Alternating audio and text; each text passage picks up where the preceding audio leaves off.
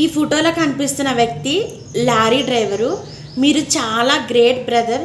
First of all hats up to you. నేను ఇలా ఎందుకు అంటున్నానంటే, ఈ ఫోటోలో కనిపిస్తున్న వ్యక్తి ఒక లారీ డ్రైవర్ అనమాట. సో తను ఎప్పటిలాగానే డ్రైవ్ చేసుకుంటూ వెళ్తున్నాడు. వెనక ట్యాంకీలో పెట్రోల్ అయితే ఉంది. అనుకోకుండా డ్రైవ్ చేస్తున్న టైంలో తన లారీకి మంటలు అయితే అంటుకున్నాయన్నమాట. ఎవరైతే ఏం చేస్తారు, ఎవరైనా సరే లారీకి మంటలు అంటుకున్నాయని చెప్పేసి తన ప్రాణాలు కాపాడుకోవాలని చెప్పేసి లారీలోంచి దూకేస్తారు. ఆ లారీ జనం మీద కానీ ఎక్కడికి కానీ జనాల మీద కానీ ఎక్కేస్తుంది. లారీ అనేది అలా వెళ్ళిపోతుంది ఇంకా తిని దూకేస్తే.